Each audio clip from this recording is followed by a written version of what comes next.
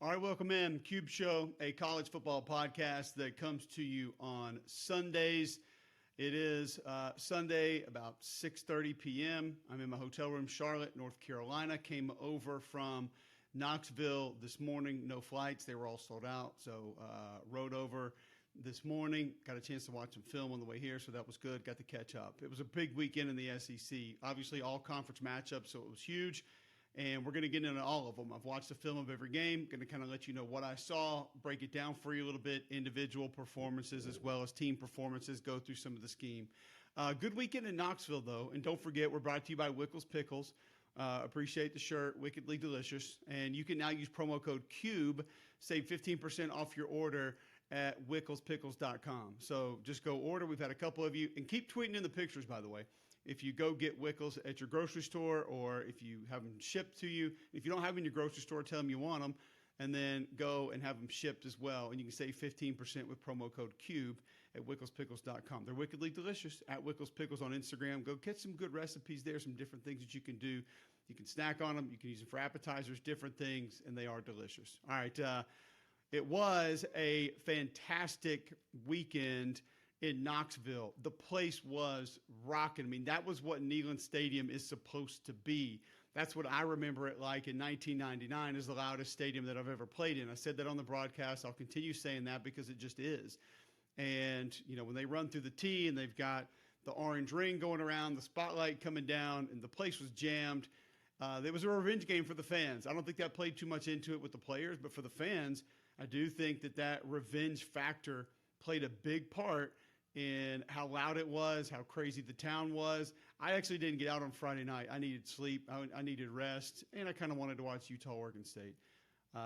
But nonetheless, it was cool just being around it, the energy that was there. It was on another level. Great visits with the coaches. Coach Heupel was fantastic with us. Always enjoy visiting with Coach Hazel and Coach Banks as well. Had a lot of good things to say about this team, the maturity of this team. I think they really like. I think when you look at the fact that guys like Tyler Barron, they're telling us how they care more about the team than they do individual things, and how Joe Milton is helping Nico and bringing him along and just going out of his way to be a better teammate. There's a maturity with this team that I'm not sure a lot of us thought was going to be there heading into this year. But they take out South Carolina 41-20. It was a dominant performance. And one of those performances on the ground that I think Tennessee fans should be used to. And there's still this misconception. I'm going to find my notes here for you real quick on my chart for the game. There's still this misconception, that this team has to throw 20 deep balls a game or complete 20 deep balls a game. And that's the only way it can go. And that's why people were mad at Joe Milton. And that's why, he wasn't working the offense the right way and it wasn't going. So I thought it was pretty cool when we talked to Joey Housel, the offensive coordinator, and we were talking about, he said, when we changed this offense in 2016. And so I went back and I looked at the numbers since they've been together, 16, 17, 18, 19, 20, 21, 22. This is the differences in rush attempts and pass attempts. When I say plus, that means more rush attempts than pass attempts because they've never had more pass attempts than rush attempts in a single season in this offense. Starting in 16, plus 52, plus 56, plus 202, plus 102, plus 29 in 2020, plus 201, plus 101. So it's a fairly big differential in rush attempts versus pass attempts. So I think what you saw last night when this football team goes out and Jalen Wright goes 16 for 123 and they have a solid day on the ground, they rush 40 times for 238 yards. They have that three-headed monster at tailback. That's what they want it to be. And I think when you get what you got over at right tackle in this game, that's probably with Gerald Mincey. That's probably with him over there and with Cooper Mays back at center. That's probably the best possible lineup for that offensive line. And I will say this, Cooper Mays made a difference. He made a big difference. The operation just looked clean, crisp, on point. Joe Milton told us, he said, he's the only guy that can play center that I trust to change something on his own, and I'll just follow his lead. Coach Heupel told us they'll throw things at him that they've never scouted before, that they've never seen, and he can call it out, diagnose it, get him into the right blocking scheme, change the mic, whatever it needs to be. So, and I thought I saw a little more physicality with him in there, just a little more oomph with Cooper in at center. And I think that helped, and I think you saw it, and I think that's going to be something moving forward Tennessee's going to be able to lean on. Jacob Warren had the touchdown catch, and then obviously was good in the run game as well. They're going to insert the tight ends. They're going to pull them across the line of scrimmage in the split zone stuff. They use them a lot. And so the physicality with this group kind of starting to show up. And that was the big difference last year. It wasn't Jalen Hyatt only. It wasn't Hendon Hooker only. It was the physicality for me that took it to the next level. And I think they found against the South Carolina defensive line with T.J. Sanders, Tonka Hemingway, Boogie Huntley that had been playing some pretty good football. That front seven that's not a bad front seven that they just went against with the Gamecocks. Now, the safety fits for Carolina, I do think were a little bit of a problem. You saw more of that. It was a little bit of an issue in coverage some. Now, some of the one-on-ones, Tennessee just won those. But missing tackles coming down into the box, something that can't take place as far as fitting up the run for South Carolina. I think that was a little bit of an issue. And then on offense, South Carolina just couldn't protect. Mario Anderson did go for over 100, but I don't think it was a consistent rushing attack that they had the entire game. He is a little better in that zone scheme, though. Like, he has a suddenness, the ability to see things and then get back left or right and then get north and south. I think they will benefit from him in that system, in that scheme. And I think the offensive line that they had last night is going to be best suited for them moving forward to find the most success. So now you have other running backs like DeCarrion who can kind of get north and south, Juju who's a little bit better in pass pro, and you can have Mario be sort of your feature with the stretch play and then build off that. But Rattler didn't have time to get going last night. Let's not pretend like it was anything different than that. Tree struggled over on the left side. Right tackle struggled a little bit. They couldn't get him enough help with the tight ends and backs. I know they said they wanted to play more 12 personnel with two tight ends in the game and try to figure out different ways to help and chip and widen that surface. But it just, at some point, that pass rush was too much. And, Tennessee with Nick Pierce and Tyler Barron and those guys off the edge, it was a furious pass rush that did not stop. That was a problem the entire night. 19 was bringing it off the edge as well. Tim Banks didn't even really have to dial up a lot of pressures. He didn't have to be super aggressive because they could just rush off the edge and be problematic. So I think you're going to see both of these teams head into bye weeks, really need them. A lot of young guys that need reps, a lot of guys that just need to get healthy. And with both these teams now, I think you found your offensive lines. We know what you are at quarterback. Now South Carolina found running back. Xavier Legette is your go-to wide receiver. What can you find to complement him, and can you get Juice Wells back at any point in this season? I think that's the biggest question. So that's just kind of some of the things that I noticed when I was there. For Tennessee, I think that win, it's huge for a lot of different reasons. The revenge factor, yes, but you're not going to – the players don't really get into that and buy into that. I don't think that's something that you look at that they have – they can't prepare. You can't prepare for a game based off revenge. You prepare for each opponent based on what you've installed, what you can run, where the mismatches are, and being able to find those. And obviously Tennessee used some tempo and used that rushing attack with more physicality up front to be able to find ways to be successful. Hated to see Brew McCoy go out. I know what he means to that team. His journey is just remarkable. He had family in town from California. And just absolutely hated that for him. I thought it was really cool, the nice things that Heupel said about him, how much he means to that program, what a great kid he is, what a good worker he is, and just wish him a full and speedy recovery to get back in time to train for the draft. And a kid that I expect to be on an NFL roster down the road. Joe Milton, did he hit everything down the field? No, but I still thought he was solid. 21 to 32. He, had one touchdown, the two picks. The one pick over the middle was bad. I think that was just one he kind of locked into and knew he was going to throw it. I do think the coverage went from cover 2 to cover 3, and so therefore middle field safety he kind of didn't see.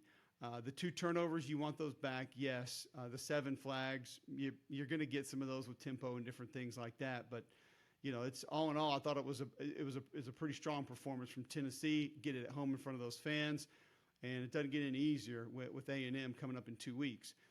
2 of 15 on third down for South Carolina, not going to cut it. But when your quarterback has to get rid of the ball that quickly and is uncomfortable, there's not a whole lot you can do. There's not a whole lot you can add to that. I think if they went back, probably being backed up just before the half where you throw the pick 6, you probably just get out of there to one-score game and say, let's try to regroup for the second half and get something ready. But like Shane Beamer told me at halftime, a lot of it was just discipline issues, routes being cut off a little bit too short, routes not necessarily being where they needed to be, obviously the protection stuff and some of the penalties. They had some good things in that could have worked. It's just they couldn't sustain, they couldn't hold up for a long enough period of time. But I feel pretty good about where South Carolina's headed. I feel pretty good about where they're going as far as how it's being built and what they have. Even this year, if they can get some guys healthy, I really do think that they're going to be able to put some things together and potentially be able to find a couple more wins down the stretch. For Tennessee, a lot of it's going to be availability. Probably not going to have Brew McCoy. Dante Thornton had the hamstring. Does he get back? Can he help you out? Can he fill in there? Some of the other receivers have been dinged up. Joe Milton's not 100%, so they need this. And you get one of your big defensive tackles back. That helped. And that group's going to be able to roll a bunch of fresh bodies inside, and that's why that defense, I think, is looking a little bit better than it is before. And they expect to get Keenan Peely back at some point as well, which would also be a big help for Tennessee. All right, I want to tell you guys quickly about Manscaped. Get 20% off free shipping with the code CUBE, C-U-B-E, at manscaped.com. 20% off and free shipping with promo code CUBE. Listen up, you fantasy football fanatics, as draft season approaches, don't neglect the most important draft pick of all. That's your game balls right there that you've got. We all know how injuries can ruin a season, so let Manscaped take care of that Reggie Bush of yours with their skin-safe technology. This should guarantee you a smooth ride right into the playoffs. The leader in below-the-waist grooming's created a championship lineup with their Performance Package 4.0, and it's time for you to do the same. Join the 9 million men worldwide who trust Manscaped and get ready for kickoff by going to manscaped.com today. Save 20% and get free shipping with promo code CUBE, C-U-B-E. Don't forget, they've got that Lawnmower 4.0, 4000K LED spotlight, brighter than Bryce Young's future that gets you into the end zone. Also, the 4.0 includes the Weed Whacker, the Ultimate Flex that you've got, the Crop Preserver Ball Deodorant, and the Crop Receiver to help your bench warmers in their A game. Go to manscaped.com, promo code CUBE, C-U-B-E, get 20% off and free shipping with that promo code CUBE at manscaped.com. All right, Florida goes down to Kentucky over the weekend. This is one that I watched live, and then I went back and watched the tape today. 33-14, Kentucky smashes Florida. And everybody's going to point to the penalty, jumping over the personal protector and punt, and I get it. And this is one thing that's got to change. Like, the operation of some of these things have to change. 13 men on the field on defense. You still give up a touchdown, so who cares? But still, that's the operation of the football team. That can't continue to be what it is and operate how it is. Then, too, you look at just some of the other things that took place during the course of the game, like 10 penalties total for 86 yards. That can't be something that just happens. And then making that mistake on special teams that was so costly because the next play, Ray Davis goes for, 75 yards and scores a touchdown. Ray Davis was insane. You've heard us talk about him through the offseason, through the regular season, 26 for 280. I thought Stoops was going to leave him in to go for 300 late. I feel like he could have gotten it. Scored 3 touchdowns, had 1 catch for 8 yards and another touchdown. The guy was just fantastic. I don't know what else to say. The big blue wall looked like it was back. I thought the right side played well. I thought both tackles played well. Marquez Cox was doing some nasty, nasty things up front on that offensive line. Maybe the best game I've seen Jeremy Flax play in a Kentucky uniform. He was great. They were all great. And were they perfect? No. Were they dominant every snap? No. But compared to where it was last year, and even compared to where it's been this year, I thought that Kentucky offensive line took a big step and looked a lot better. So I was impressed with how they played and what they did. Ray Davis, a big part of that. You didn't even have to really let the quarterback start to go. It's 69 yards passing total. So it wasn't a game that was in the lap of Devin Leary. And I can't think of something that a head coach wants more of, a ball game that you don't even have to put it into your quarterback's hands. You can rely on what the guys up front are doing, what your backs are doing, and probably what he's getting you into that is going to allow you to go out and win the football game. I thought the defense was exceptional up front. Deion Walker was in the backfield. J.J. Weaver was in the backfield. Trevin Wallace was all over the place, side to side. There were multiple players individually who flashed at different times along that front 7 for Kentucky, and I think it was more collective than really 1 or 2 guys just dominating up front.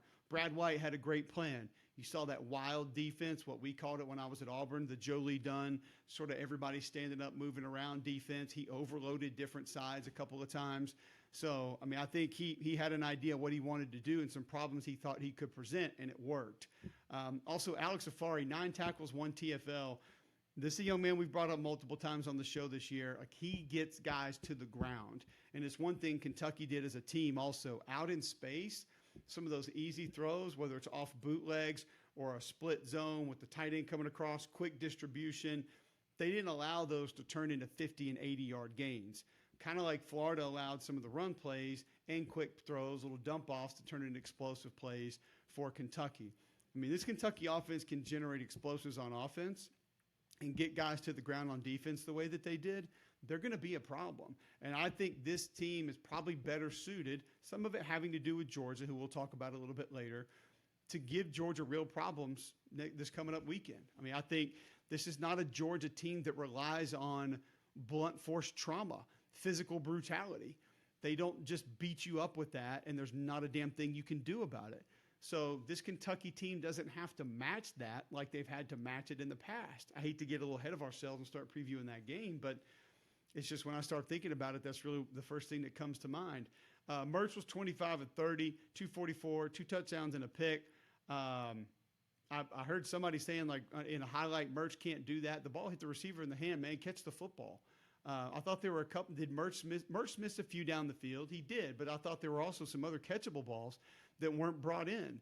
I did think Cam Jackson did some good things up front for the Florida defense. I did think Shamar James did some good things up front for that defense. But there was too much diving at ankles for the Florida defense. I mean, even the one play when you had 13 defenders in, you run a stunt and the linebacker's got a clear path to the back and he just dives at his ankles. Like, that kind of stuff can't happen.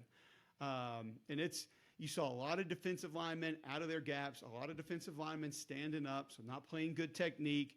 And I'll be honest, there were a couple guys that just didn't look like they wanted to be out there, plain and simple. I don't know a nice way to say it. I don't know how to really sort of circumvent that, but there were a couple of guys on certain plays that looked disinterested, and that's got to change. The motivation's got to be there to go out and play hard for 4 quarters. That's what you're there to do. But I thought it was a good plan on both sides for Kentucky. Really took advantage of some of those defensive linemen being out of place, being able to dislodge them from their gaps, and then relying on your running back to go out there and make plays. So that was an impressive win, man. I mean, first time Kentucky's had 3 in a row against Florida since like 1951, I believe. I mean, it's just Mark Stoops keeps doing amazing things in Lexington, and now you get 5-0 Kentucky and 5-0 Georgia in Athens next weekend. It's going to be massive. For Florida, I will say this. The offensive plan, I wasn't really mad at because I feel like it was there. When you get guys space, when you get a running back to the safety, your job is to make the safety miss. When you get a receiver out in space with a 6 or 8 yard cushion, you got to make a guy miss. You get balls down the field that you can get a hand on, you got to make those plays. So I did feel like there were plays on the field that could have been made, that were there for the taking, that just weren't capitalized on. So I didn't walk away from that game saying, man, that was a crummy plan from Billy and those guys. Like, I didn't see that. I thought the execution was poor. Some of the effort was poor. I mean, they missed pressures up front. Like, and it was pressure. The quarterback missed a couple. Like, the quarterback, for example, Graham Mertz, in this game specifically, like, when you have a 5-man surface, like, you have 5-man pass protection, that's it, and you're going to slide that because of an overload to one side, the ball has to come out. There's no time to waste. You can't sit around and decide. Like, that's not being redirected to this side when they drop off and bring from the other side. You have to know what's hot, and the ball's got to come out. Like, that was a problem in that game, and I didn't really understand it. I didn't understand why that continued to happen. That was a problem for a couple of teams this weekend, but 33-14, nice win for Kentucky against the Gators. All right, Texas A&M. They handle Arkansas, and this game probably a little bit closer than the score indicates for a while, and then A&M kind of pulled away. First thing, Max Johnson's got to protect himself. Like, you're already the backup quarterback. He did some good things. I appreciate your bravado, but like, you got to get to the ground. Like, nobody wants to get to the third-string quarterback here and then have no idea what's coming up next behind him. 17-28, 210. He did have the 2 fumbles as well. Like, A&M won this game because the defense dominated and they ran the ball well. But if they're going to continue to get wins, especially against top-tier opponents that are coming up on the schedule, like Alabama this weekend, quarterback's got to protect the football. You throw a pick and you lose 2 fumbles, you don't win a lot more games on your schedule doing that. I did think the offensive line played a little bit better collectively. I liked what I saw from the left tackle, right guard, right tackle. I thought did some nice things. Still not as consistent as I want to see it, but I thought they did some good things, and I thought they made some plays. Ernest Crownover is becoming one of my favorite players in college football. A&M fullback number 24. He catches the touchdown pass. He had a couple big blocks in this game as well. A&M goes 39 carries, 204 yards on the ground. Arkansas goes 39 for 42 on the ground. And that takes us to where this game was won, and that is Isaiah Rakes, Walter Nolan, Shamar Turner, Fadil Diggs, McKinley Jackson, Albert Regis. Like, this defensive line dominated again. And I don't think the Arkansas offensive line is great, but it's not a really bad, it's not a poor offensive line. This group's just good, man. Like, they did this. There's been 3 teams in the last 20 years that have had back-to-back 15 tackle for loss games. I think there was a Boston College team, a Miami team, and somebody else. This A&M team is so 4 total that have done it. I mean, it's insane to think about what they're doing. So 30 tackles for loss and 14 sacks the last 2 weeks. Any of you watching this could be a pretty good defensive coordinator with that kind of production up front. It doesn't really matter what you call everywhere else. When you have that kind of disruptive effort from that many different guys, it's one thing to have a Quinnen Williams or a Booger McFarland or an Ndamukong Suh, whatever it is. But when you have 4, 5, 6, 7 guys that can be equally disruptive at different times, there aren't answers for that. There are none. And I think it took Arkansas a little bit longer to figure out to get to some of the gap scheme runs, so blocking back and pulling around. You have to sort of negate some of that penetration. I also think that some of the quick ball distribution is a little bit difficult because Arkansas doesn't have a lot of catch and run guys. It was great to see Rocket Sanders back in the lineup. He's one of my favorite players in college football. He's fun to watch, and he did some good things. He ran hard, man. He was like a physical, punishing runner, but he didn't get a ton of opportunities. They kind of couldn't get him rolling. It's just one of those things where, like, yes, Andrew Armstrong, 3 for 78 and a touchdown. He has the big catch down the middle of the field, but he's not a catch and run guy. Arkansas lacks the speed guy in the slot or out of the backfield that can give you the quick catches and then turn those into big gains. That's why I thought 10 of Marion Brown coming back for South Carolina was going to be so big this week, but they just kind of struggled to get him the ball. Fumbles, bad snaps, like part of the offensive operation for Arkansas, just sloppy, man. And I'm going to be honest with you guys. These bad snaps we're seeing pretty much all over the place, I don't understand it. Like, not this late in the season. We're to week 5. We got bad snaps happening all over the place. Like, Alabama's got bad snaps flying left and right. It's ridiculous to see that we're still having that. The good notes for Arkansas, Trajan Jeffco did some good things. Eric Gregory did some good things. I thought Landon did some good things up front as well. But consistently, I didn't think a lot of the defensive line was where they needed to be. And I'm going to say this right now. Listen to me closely. Le'Veon Moss is a feature SEC running back. Bobby and Jimbo need to find a way to start to feature this young man because he had a couple little shifty moves. There was one little and he yanked the guy out of his shoelaces in the middle of the field, but he has legitimate pop when he runs the football. Like, he can run you over. A&M has a running back that I feel like if they wanted to dedicate themselves to and just ride, they can do it. I love the way Bobby's using Aniyah Smith, move him all over the field, get him the ball quickly. Like, he's the guy with Arkansas I'm talking about that's just not really there. So you have a lot of good catch guys and maybe even good route runners, but just can't create a ton of separation, and it becomes easier to defend and makes it tough on KJ. So I thought KJ did some good things. Like, he moved in the pocket well. He evaded some rush. He tried to make some throws under pressure. It just wasn't going to be there. And we'll talk about another team in a minute. Like, when it's not there in the middle, you got to get uber creative to find different ways to move the football. And I didn't think there was enough creativity there with that Arkansas offense this weekend. So, hey, and you have a tight end that you were starting to lead on that goes out of the game early. That doesn't help either. But this A&M defensive line, man, They are going to be a handful for anybody to deal with moving forward. Another quick preview, the Alabama O-line that we'll talk about in a minute, they actually looked really good this weekend for the first time. That's going to be World War III this weekend, and I can't wait to see it. So, and I know you guys probably can't wait for me to talk about AG1, the daily, used to be called Athletic Greens, now AG1, daily foundational nutrition supplement that supports the whole body health. I drink it every day. So there are nutrients in AG1 that I know I'm not going to get with my regular diet. So what I've decided to start doing is, after I do my radio show every morning, I've got the powder in the office. I take my AG1 cup, my glass, which probably have it in my backpack right here. I may have put it somewhere else. Bam, there it is. Look at that. AG1 right there. And then we always got the little travel packs. So let's see, I take them on the road. You guys think I'm playing about that, but I'm not.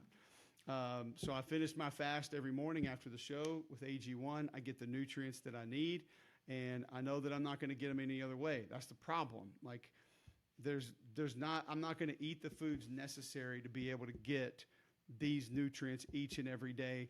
With every daily serving, I'm setting myself up for success with 75 high-quality ingredients that give me key daily nutrients and support energy, focus, strength, and clarity, all things that you guys know I need a lot more of, especially energy this time of year. And the next 2 weeks coming up are going to be it's a micro habit that delivers macro benefits. Just remember that. So just all you're doing is you're drinking this every morning, and you're getting a ton throughout the course of the day. Costs less than $3 a day. It's actually not bad. Tastes pretty good if you ask me. Really effective daily habit to just go ahead and get into and then just keep it going forever. Because it doesn't matter what diet you're on. It doesn't matter what you're doing nutritionally. You're not going to be getting everything that you need that AG1 is going to deliver to you each and every day. So here's what you need to do. Comprehensive solutions, what you need from your supplement routine, then try AG1. Get a free 1-year supply of vitamin D and 5 free AG1 travel packs, just like that one. After your free purchase, go to drinkag1.com/cube, C-U-B-E, drinkag1.com/cube, and try it today. Just go check it out. See why it works for me. See if it can work for you. drinkag1.com/cube, and check out AG1 and what they can do for you. I'm actually not going to go to LSU and Ole Miss. I'm going to save that one for last. So I'm going to go to Georgia and Auburn. And Gary Danielson says right before the game that Hugh Freeze is going to call plays. He said that in their open. So I imagine that's something that they shared there, and Hugh calls this game. I will say this. I thought the offensive plan was fantastic. It had to be misdirection. It had to be movement. It had to be motion. It had to be stealing some of those Georgia defenders' eyes if you were going to find success. Going back to what we said about Arkansas against A&M, and Auburn saw this against A&M. It wasn't going to be there in the middle. It's just not. That doesn't mean you don't ever try it. Because if you noticed in this game, and I'm sure there were some Auburn fans that said, why we keep running in the middle? It ain't going to go nowhere. Here's the thing. What you got with those middle runs is, yes, mostly stops by defensive linemen, not a lot of push. But those second and third level defenders, they have to come up and play that as well. Well, then you get the East and West stuff. Well, if they're coming to play that because you've shown you'll hand it off, that's when some of the fakes and some of the reads that he provided got some things going out on the perimeter. And I don't think Schumann and Kirby probably thought that Peyton Thorne was going to keep as many balls as he did and be able to hurt him on the outside. But I do think a lot of that was set up in different ways. Now, Peyton Thorne still has a real problem not getting the ball out of his hands, like a real problem. And I really don't know where Auburn's going to go at quarterback. I don't know what you do. Robbie Ashford is a more dynamic runner. He's a more dynamic athlete. But I think he actually gives you less in the passing game. I don't know where Holden Geriner is right now, if that's a real option, if they think that they can even get him ready to maybe win game. I don't know. But Peyton showed a little bit more mobility than I think we thought he had. So maybe now that you know you have that, people have to defend it a little bit differently outside, and it can open up some other things. Because one of the things I saw with Georgia's offense, sticking right there with why some of the things Auburn had that worked, and I got a lot of things to say about some of you folks that have been tweeting about some Georgia items. Georgia, not a lot backside, not a lot of boots, not a lot of play action rollouts, not a lot of quarterback keeps. So you saw some Auburn defenders really start humming down the line of scrimmage and helping on making a few of those plays. So it's just something that the Georgia offense, I think, is going to need to add moving forward. Not right now, and I'm not saying that Bobo did a bad job. I actually thought Bobo called a pretty good game. You look at the run variance that he has, the different style rushing attack that he brings to the table. You saw some different formations with like offset back, tight end, or like tight end H-back, offset back. It was a UCLA formation. I'm pretty sure he stole it from Chip. But then you get some different reads off that. You get different inserts off that in the run game, split zone. You saw counter, you saw duo, you saw inside zone. You saw a lot of different things. And that's why I think the passing game gets going, because you vary the run game the way that you do. Obviously, Bell in the backfield gives him a little explosive capability. I think he's a great changeup. Edward goes 19 for 76. The Auburn D-line played well, and the Georgia offensive line did not play great. So, I mean, you're playing in one of the toughest environments in college football, and you've got a lot of new on your offense. You got McConkey back, which was great. I love seeing him back in the lineup, but you probably weren't going to lean on him. And there was some tough sledding. But these people on Twitter that I saw as I was getting ready for my game that are talking about, okay, are we ready to move on from Carson Beck, or is the Carson Beck thing done? Are we finished with that? I put the film on, and I can't believe my eyes, because all the negativity that I saw on Twitter about how they wanted the next guy in, and here's Carson Beck just throwing darts. Pew, pew, pew, pew, pew. I'm like, who was mad at this kid? And what are you mad at him about? Like, what in the hell did you see when you watched this game? Marcus Harris played good up front for Auburn. I thought 52 did some good things up front. Auburn needs more of an edge presence. The edge rushers get washed down and washed past the quarterback way too easily. They're too light. They're just not heavy-handed. And McAllister's not very twitchy, so it made creating a pocket a little bit easier. This kid made big throws, man. And then there's people that, well, he has Brock Bowers on his team. Well, at least he's smart enough to know to throw the ball to Brock Bowers at the end of the game, and the two throws he put on him were pretty damn good. I know they were one-handed catches, but they were darts. So I actually left this game more impressed with Carson Beck than what I was in the past, yet all I see is negativity floating around about how people want him benched. And if you're sitting there and you're seeing what Michael Penix is doing, or Caleb Williams is doing, or Shedeur Sanders is doing, you're like, why don't we want that? I want that. You don't run that offense. So you can't have that, and you won't have that, because your coaching staff is not chasing that, which I think is a good thing, because you saw Dumas Johnson, Smale Munden, and those linebackers, and Tyke Smith and the safeties make some plays and do some good things. Like, you came to a rivalry game on the road, a team that was highly motivated, that switched up their play caller and had some good things in the tank, probably threw most of it out there against you. Defensive line was playing out of their minds. A linebacker in Eugene Asante, who's been playing out of his mind all year and did again. A really good secondary, by the way, an underrated secondary, especially with what Simpson's been doing this year. I did want to see more effort on that Bowers touchdown in the corner of the end zone, though. And it was a tough game. Great teams win tough games. I mean, I had the Missouri game last year. I know what that thing was like. So I think that it's not one that I think I'm super down on Georgia. Do I think they are what they've been the last few years? No, I don't. But you outrushed Auburn, 219 to 107, and, you get the win, you get it done. Thorne, 10 of 19. He rushed 12 times for 92 yards. He threw for 82. Ashford, 1 of 1 for 6. There were 2 of 12 on third down. Again, the quarterback thing, I just don't know, because I still watch Peyton Thorne just not be able to release the football, and I can't. My brain doesn't process it. Like, there were so many throws. There weren't as many as last week, but there were just throws that were there that could have been had and were there for the taking. And it's just like, dude, take the free grass and just get out of there. But maybe it's this mental hurdle that's got to be overcome. I don't know, but I know Coach Freeze did have a great plan in. And I thought they had a great plan defensively also, because the way they varied the pressures, it did throw Georgia off a little bit. I'll say this about Georgia. I thought Cedric Van Pran had a good game. You played 2 left guards for a reason. First guy whiffed about 4 times. He was on his face mask more than he was on his feet. The 2 tackles were standing up the majority of the game. They played too high. They were tiptoeing through half the game. So you can point to the quarterback, but I saw a receiver not indicate a hot that was coming off the edge that he should have stepped in front of and pick up, and he kind of half-assed it and didn't get there. I saw the backs miss a couple of pressures. So if you're seeing pressure on the quarterback and he's having to move, which, by the way, he handled that pressure really well, that's collective. That's not one guy. So that was just my thought on Carson Beck in Georgia and Kirby and those guys getting a big win at Auburn. 27-20.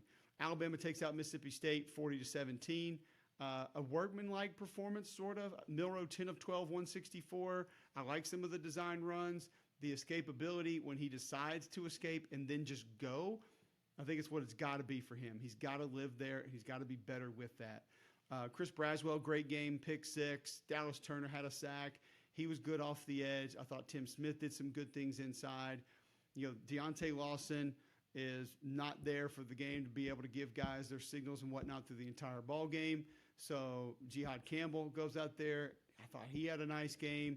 I thought the DBs defended well. I thought the front probably moved a little bit too much. I thought they were maybe a little over-aggressive. Didn't really have to be. But either way, Alabama's defense was pretty dominant. You put State in a pretty rough spot. Woody Marks goes 9 carries for 68 yards. Man, he still has a really good feel for that zone scheme, though. Like he can be the straw that stirs this drink in this offense. But obviously, you have Will Rogers, and you want him to be a part of it as well. Got to be more Tulu. 5 for 21 receiving, 2 for 1 rushing the football. Find a way to force feed him the ball. Like, he's too dynamic. He's too good. He's got to get more touches. It just doesn't matter. He's got to get more touches. Rogers 15 to 27. Like, I felt bad. He was under pressure a lot. Like, he was in a lot of, especially the bootlegs, the play actions, the read plays. Like, those backside defenders for Alabama, they were on him like that. It was not good.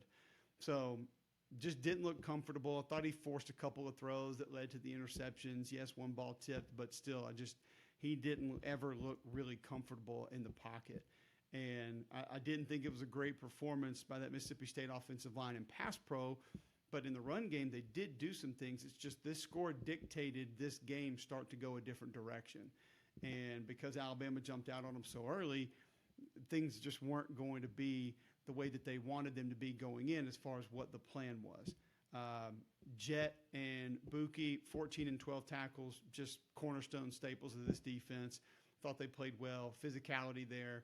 But they probably needed to get home in their pressures a little bit more. Like you've got Dontre Russell playing up front. He had 5 tackles, but the kid's like 230, and he's taking on double teams like as an edge defender.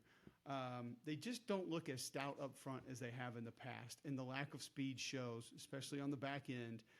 And that's something they've got to try to coach around and got to try to overcome, because you're going to get against more teams that have better receiving cores than what Alabama did, and they're going to be more balanced, and you're not going to be able to fly down against the run. Offensively for Alabama, I thought this is the way that offensive line is supposed to look. Tyler Booker played out of his mind. Latham had a couple of big blocks. I thought Dalcourt had one of his better games, probably his best game of the season so far. Seth's got to get the snaps figured out, man.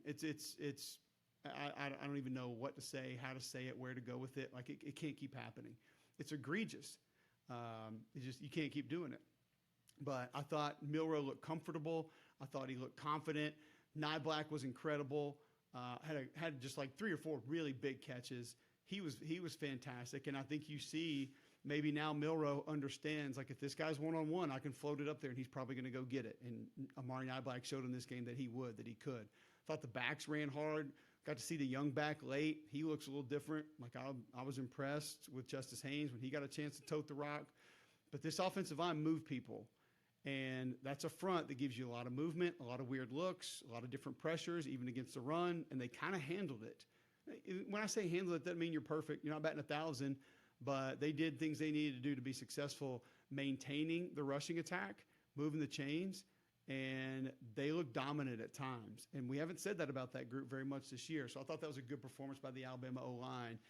Robbie Utes was a part of that. I would just kind of include him in that group as well. He did some good things blocking and helping out. So, keep the design quarterback runs going. Get away from the elongated reads. One thing that I will say, I've had a lot of people ask me, like, the zone read, why don't they get more of that? I was told at that first game that Jalen's just not good at it. And I can't give you a whole lot more than that. That's just what I was told. I don't know what he did in high school, how he did it in high school, but apparently that zone read mesh is not something he's great with. So I don't know. Maybe they can get used to it and get it going later in the year. All I know is that offensive line's got their work cut out for them this week, because that A&M D-line friggin' rips, and they are going to be an absolute handful to deal with. Now, one thing that you might not need a handful to deal with, but that you just want to deal with is what kind of blue jeans you're going to wear. Go to bluedeltajeans.com, get custom denim made for you. I'm going back to Oxford this weekend, excited to be in the booth with Tom. And I'll go see Nick and the guys at Blue Delta because they always take great care of me, and they always have the things that I need. And if I need anything done to my jeans that I've already purchased, or if I want to get a new pair, they're going to hook me up right there. But you don't have to do that. You can go to bluedeltajeans.com, get a gift certificate, set up a fitting right there, and get the most comfortable, the most stretchy, breathable, enjoyable pair of jeans you've ever had in your life. I promise. You'll see me on Read and React tomorrow night with Roman Harper on the SEC Network, 6 p.m. That's Monday nights if you're listening to this late. I'll have Blue Delta jeans on because they're that comfortable, and that's what I like. So go check those out. All right, I want to get through the rest of these quickly. Missouri 38, Vandy 21.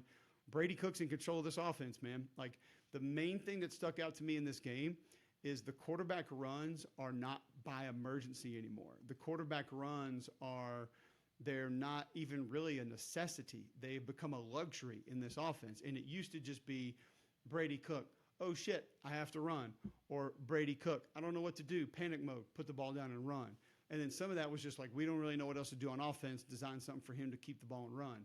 Now the stretch play's going, and it wasn't going to the extent that it had in the past. Vanderbilt did a really good job of they sort of widened out their defenders, and so they played the linebackers a little bit closer, and the defensive linemen were a little bit wider, more apart from each other, so they spread things out, and I think that was intentional to slow down the stretch play because the Missouri offensive linemen were on different levels often, and I think that kept them from working their combination blocks really well, and then it gave Vanderbilt some run-through occasionally. But it didn't matter because what they couldn't do is cover Luther Burden, who was ridiculous again, 11 for 140 and 2 touchdowns. Theo Weiss, the Oklahoma transfer, got going. He had 10 for 118 and a touchdown. He did have the fumble over the middle of the field, but you're going to forgive him because he had a pretty big game.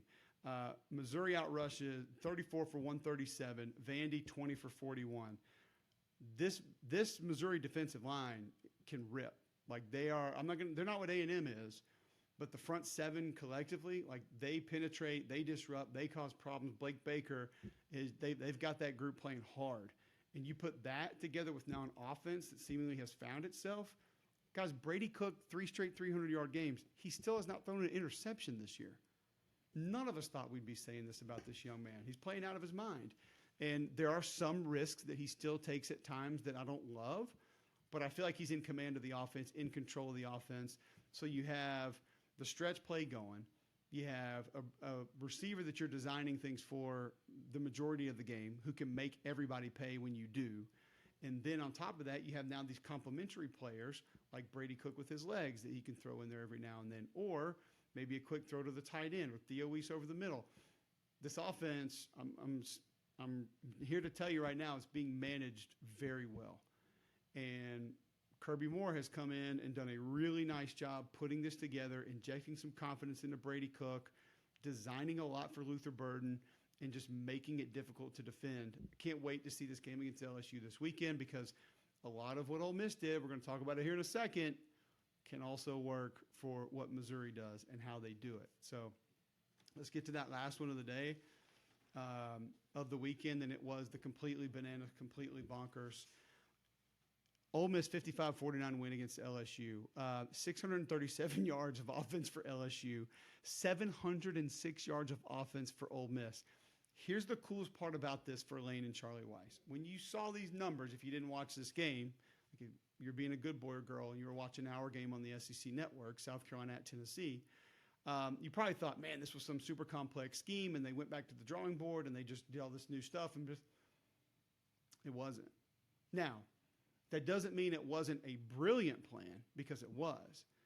First thing that they did, and I've got to go. I asked my buddy Clark Brooks for this number, so thank you, Clark Brooks. Go follow him on Twitter at SEC StatCat. He's incredible. So first thing I noticed in the run game for Ole Miss, pistol formation. So I said, Clark, how much? Because I'm thinking this is going to be pretty low. How much has Ole Miss been in the pistol this year? And he sends me back. They had 5 rushing attempts and 2 passing attempts coming into this game. Well, guess what Lane Kiffin and Charlie Weiss did? They ran pistol. Why did they do that? Well, they wanted to even up the running game because their running back hadn't gotten going just yet. So what does that do? Running back offset to one side. There's only a small handful of runs that you can go there. And you can cheat it a little bit because if you're going to run stuff to the same side, it's usually easier to sort of recover or become available to make that play, even if you're cheating the main plays that are going to come. So when you're in the pistol, think about it. You're evened up. Zone to the right, zone to the left, counter to the right, counter to the left, whatever you want to run. And then if you want to go with some quarterback option stuff, quarterback keep, like it just evens everything up. That's the beauty of it. And I don't think LSU prepped a lot for it, and they busted some big runs out of it. The weirdest play that we might have seen out of the pistol formation was the lead toss. Yes, for you LSU fans, I don't know if this was Lane trolling you or not, but the old Les Miles, Leonard Fournette, try it 72 times against an Alabama impenetrable defensive line, toss in the backfield, run straight between the guard and tackle play. Yeah, Ole Miss was running that. I also like the 3-by-1 stuff that they ran. So 3 receivers to one side, 1 receiver to the other side. Basically, is going to give you a little bit of a cushion to be able to do some different things. They would run into the 1 receiver side. A lot of quick throws from Jackson Dart. That was also a part of the plan. They didn't ask him to sit in the pocket very long. So LSU couldn't get pressure. Like, yeah, the LSU defensive line is better than the Ole Miss offensive line, but they weren't going to get back there and be able to pressure those guys because they didn't have time to do it. And then, too, just the yards after catch were ridiculous. And this was probably the most surprising part about the LSU defense is that, I mean, Wingo got home a few times. Like, Harold Perkins made some plays from the backside. 35 did a few good things. But, I mean, you also had like 90 plays to make some plays. So, I mean, if you made 5 big plays, that's 85 other plays that you didn't. And so in a game like this, it requires more. But I just thought it was a great game plan. I thought 57 played his best game of the season for Ole Miss up front on that offensive line. The O-line was better, but it was a formation clinic with formations into the boundary, which is going to pull more of your defenders that way. And then you have easier throws into the 3 receiver side or even the 2 receiver side. The crossers were a really big problem for LSU to defend. They picked themselves off those multiple times. Caden Priestcorn was big for Ole Miss. He had a couple big blocks. He had a couple big catches, had a big block on that last touchdown close to the end zone. They had a lighter box. And with that evened up look out of the pistol, they could have more downhill runs. Think about it. When you're offset, it's not as fast hitting. Well, in the pistol, it can be a fast hitting run. They hit duo and inside zone a couple of times with those because they basically said, if you're going to play 4 or 5 in the box, we're going to try to run right at it and at least see what we can do. They had a little bit of success with that. Then they set up the read toss where it is an offset back and the backside guard and tackle pull to the left, and then Jackson Dart reads that in and pitches off him to the right. They hit that a couple of times. So they had a lot of things set up, but I mean, really, it was more about players making plays. Like Judkins finally got going, 33 for 177. Trey Harris, 8 for 153 and a touchdown. I mentioned Priestcorn. He was big. And I'm going to tell you this, like, Ulysses Bentley can go. Like, he can help them. I said it after we were there for the Georgia Tech game that I saw him had a couple big blocks and, like, physicality I was impressed with. It's not just physicality. He's got some wiggle, and he's got some burst, and you saw it in this game. 24 is going to help Ole Miss down the road. Like, he is going to be a nice complement to what they're going to do with Judkins moving forward. And then you just got to give a lot of credit to Jackson Dart, too, man. 26 of 39, 389, 4 touchdowns, no picks. 7 carries for 50 yards, a touchdown run. He's jumping over a dude in the middle of the field. He stood in the pocket and made a couple of big throws. He played excellent football. 49 carries, 317 yards for this Ole Miss football team. And for LSU defensively, it was just being out of position. It was being lined up incorrectly, and it was not getting ball carriers to the ground. That's it. You can say, well, they didn't get home. Well, when you have quarterback basically catch, turn, throw, you're not Lawrence Taylor and Derek Thomas aren't getting home against that, so it doesn't matter. It was a good plan, and when they tried to back off, they would run right at them. When they tried to bring more guys down, the quick throws to the single coverage, and then the yak yards were just out of this world, which LSU had yak yards too. I mean, Jaden Daniels, 27 of 36, 414, 4 touchdowns, no picks. You could probably say that the fumble when he ran towards to the sideline to the right, and he doesn't protect himself, and he gets blown up, and Ole Miss recovers that ball, maybe the difference in the game. No game's decided by one play, ever, never, ever. But I did think that, 1, he's got to start protecting himself. 2, it was the only turnover in the game. Ole Miss had some penalties. You want to cut those down.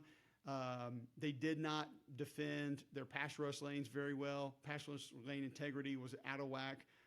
15 carries for 99 yards for Jaden Daniels. That's too much with him leaving the pocket, even though he's really good at it. I get it. I understand that.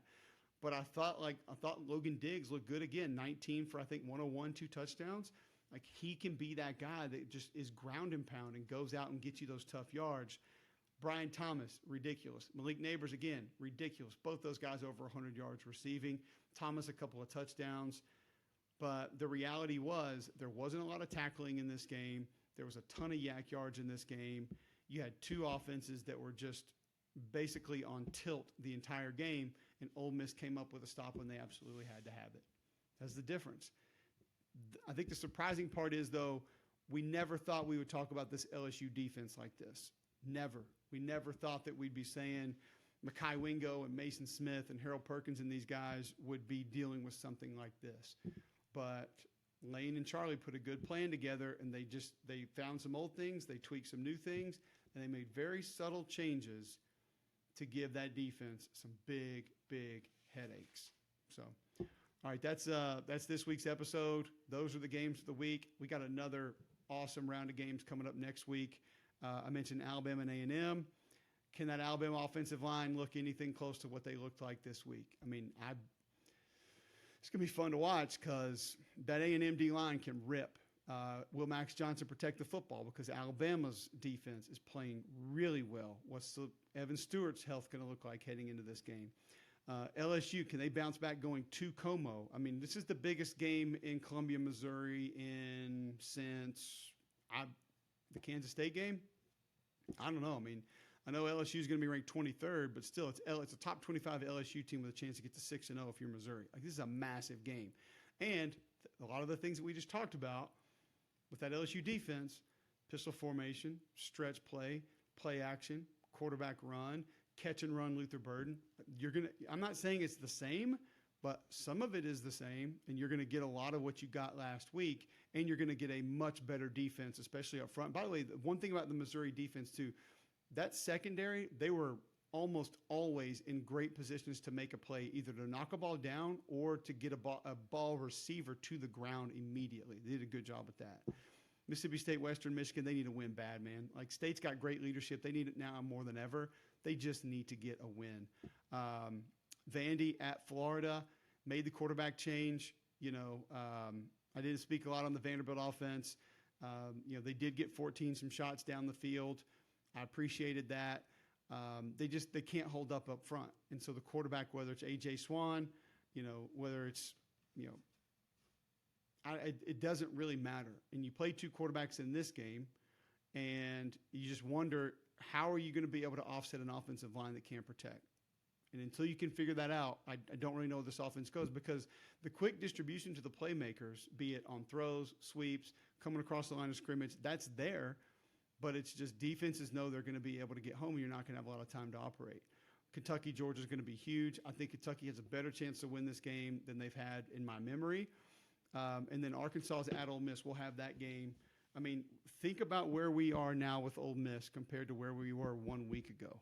1 week ago, you're talking about you just lost to Bama. You're probably going to lose to LSU. And then can you even regroup to stay on life support against Arkansas? Now you beat LSU. You got an Arkansas team limping in, and you got a chance to go to 5-1 and have a lot of things in front of you. So it's going to be a fun weekend of football. Thank you for tuning in. Always appreciate it. We just tell you what we saw on the film. We'll be back next week at Cube Show 61 on YouTube. Please subscribe. We always appreciate that.